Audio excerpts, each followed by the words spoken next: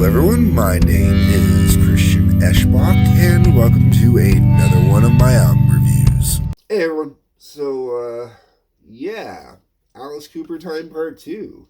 This is normally where I would do a Canadian musician album, and I did actually plan on doing Heads Up from Death from Above 1979, and it'll probably end up just being the next album review I do.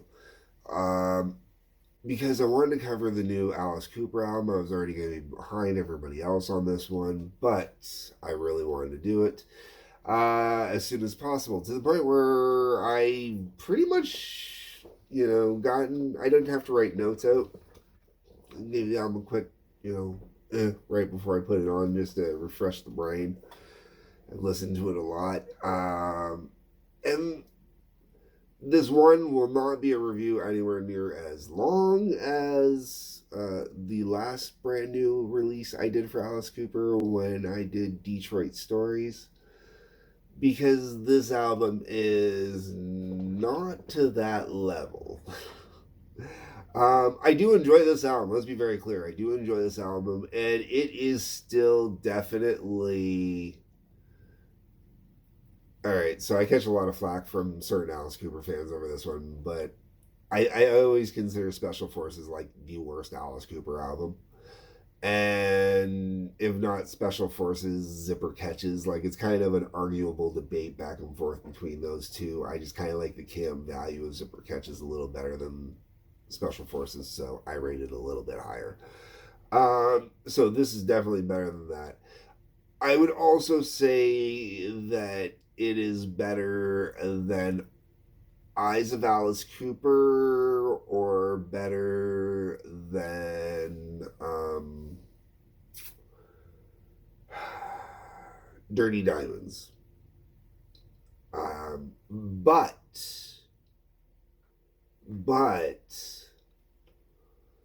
I would say that those two, if you took the better songs off of those two albums, off of the Eyes of Alice Cooper and off of Dirty Diamonds, if you took the best songs off those, put them together on one album, so you got one really good solid kind of rock album, that would be kind of close to what Road is. As a I think one of the things that might hurt this album a little bit is, as a follow-up to Detroit Stories, it doesn't have some of the same appeal. It doesn't have some of the same intensity, some of the same vibe and essence to it. But with Detroit Stories, Alice got to pull some great classics from other bands that he used on there. There was more guest musicians, stuff like that. So it was set up arguably to be a better album from a production standpoint than this one would have been to begin with. But that doesn't mean that this isn't a good album. It just means that it's not the album you're necessarily expecting. All right, let me get into the music and we'll go here. Okay, so the album's basically, okay, you know what? This album is both fan service, band service, and road crew service. This is an album dedicated to everybody living that life on the road. Really, honestly, that's what it is the whole way through. And I'll explain more as I get into the music. Just give me a second. All right. So the album opens up with "I'm Alice," which is it's an opener. If Alice is not using it as an opener during the tour, I'm going to be really kind of surprised. It really should just be the opener, because it really is the setup to a great stage show. He might wait until he's not touring doing Freaks of Parade before he puts it in. When he's back out doing the headlining, when he's setting up a proper full one that way. But "I'm Alice" really is a perfect opener. It's a great opener for this. It's a fan service song, absolutely, for sure. And no, it is not a song that would be a long-term opener necessarily, but At least not a long-term opener. If it was recorded back in the 70s, I don't think Alice would necessarily still be doing it now.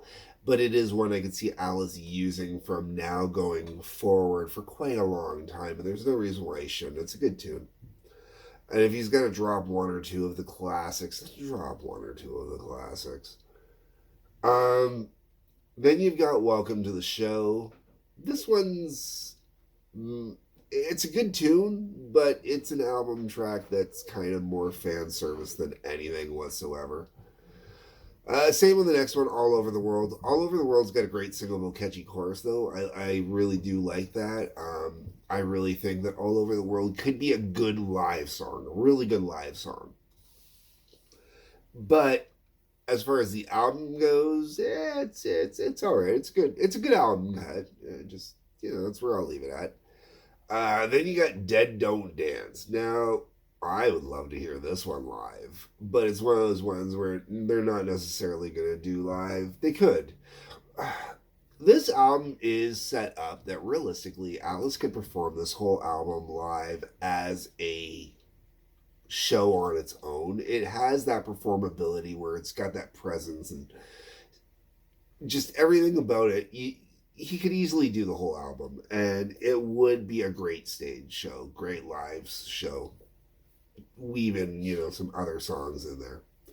But Dead Don't Dance is a great song, man. Real heavy, kind of boot stomper kind of one, as I like to call it, where you just gotta, you can't help but, got that boot stomp in your head banging, getting in there. You just want the Dead Don't Dance, man. We bang our heads. Go Away is all right. I don't mind it too much. That's what I'll say. It's okay. I don't mind it. White Line Frankenstein. So this is one of the singles that was released. I believe I'm Alice is one of the singles as well, and I don't remember. I know there's a third one. I don't remember what it is. White Line Frankenstein made sense to release as a single, and White Line Frankenstein kind of goes with Dead Don't Dance, with the sound, they're big, thick, heavy, just kind of, I like this, this is good stuff, heavy. I will say with White Line Frankenstein, I think that they should have put a little more into the chorus. I really feel like there was some... It should have been stretched out just a little bit more.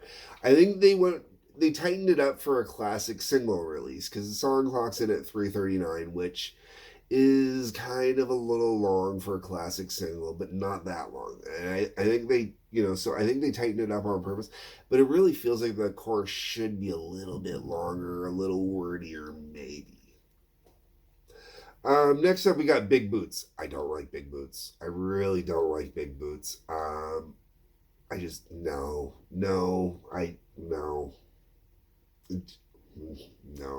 Musically, great song. Lyrically, I just don't. That's it. It's the lyrics. I don't like the lyrics on Big Boots. I don't like... No. Just no. Rules of the Road. Musically, I really enjoy it. Lyrically, it's alright. Not opinionated one way or the other on it. After that, we've got The Big Goodbye, which... I do enjoy this one. This one's got a good heavy to it, but I'm not overly sold on it per se. Like, it's a great album cut when the album's playing, I get into it. Road Rats Forever. So this is the song Road Rats, re-recorded, new lyrics, played a little bit differently, a little different sound to it. Really dig on this redo of it. I kind of like that Alice has re-explored certain songs over certain albums. This is actually the second time in a row he's done it, because on Detroit Stories he redid Detroit City, which didn't do as well as it should have off of, what was it, Eyes of Alice Cooper, I think that was on. I'll correct it if I have to correct it, but I think it was Eyes of Alice Cooper. Road Rats Forever, another song where it was on an album that was not well received. It's still viewed as one of Alice's kind of albums, which would be Lace and Whiskey, which I have already covered. And I dig Road Rats. It gets into it. I really dig this version of it. The lyric changes are fine, and they're not so heavy that it's like, they're done in a way that's tasteful and well done. Baby Please Don't Go is the album's ballad. It's kind of interesting because it's kind of almost a country-esque sounding ballad. It's really, really kind of leans more into that countryside of rock, per se. Midwestern, folksy. Yeah, we'll go with that. Then you get 100 More Miles. I really dig this tune. I really get into this one.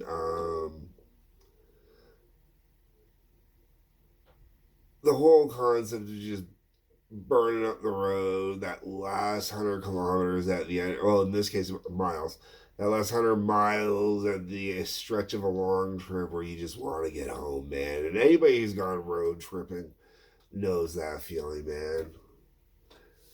Especially, you've been out with friends or you've been out with, for on business trip or whatever, you got to get home. You've had, it's done, it's over, you want to be home, man.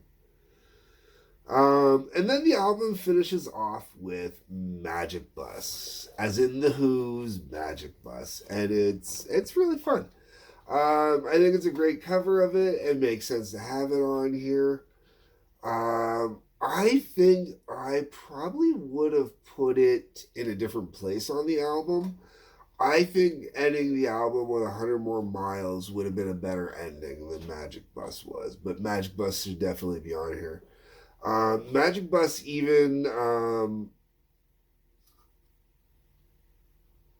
get rid of Big Boots, put Magic Bus where Big Boots is, and great album.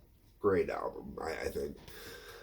It's got definite replay value, not the same replay value as Detroit Stories had. I should also mention this album was done with Alice's current band. Everybody from the band contributed on at least one song for writing credits, which is why I call this album band service in certain degrees. This is our performing band here. This is everybody I've seen live at the last, well, except for Nita. Nita was not at the last show. I got Kane Roberts at the last show, and I was cool with that.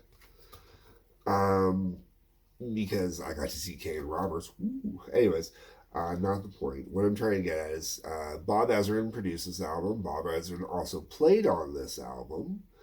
And that is one of the reasons why I'm fine with doing this in a Canadian slot, because Bob Ezrin is Canadian. Bob Ezrin also co-wrote on this album. Overall, it's a good album. It's well done. It's well put together. Everything about it is good. It's got, like I said, it's definitely better than Eyes of Alice Cooper. It's definitely better than Dirty Diamonds. The sound and tone is kind of similar to those two a little bit. Definitely better than Zipper Catches. Definitely better than Special Forces. Arguably, I would say it's better than Flush the Fashion as well.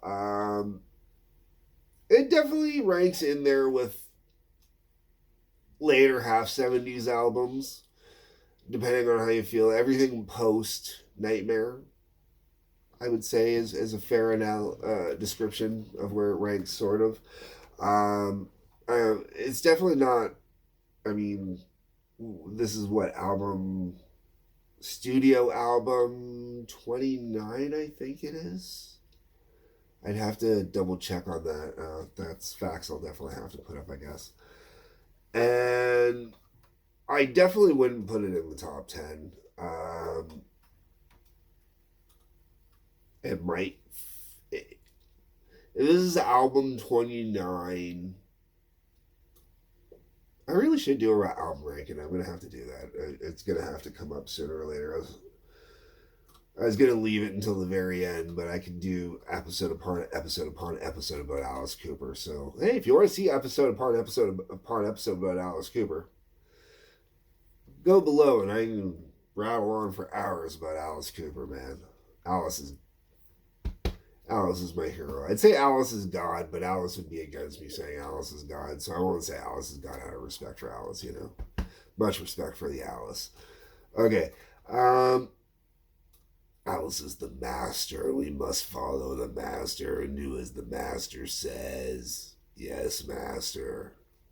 By road. All right, folks. It's over. It's done. Let me know what you think. Where would you put this one? I mean, once again, like I said, I don't think it's a top 10 album, but there's so much of that Alice Cooper catalog. It's so hard to rank a top 10 album, right? All right, folks. Like button, subscribe button, bell for notifications. Join button, follow button if you're over on Rumble watching this. Visit me on Patreon. There's also the TWA, Trampoline Wrestling Association, which is one of my productions that's currently going on its own little thing, totally separate from this. Check that out. Probably have a link below for that as well. Peace, love, take care.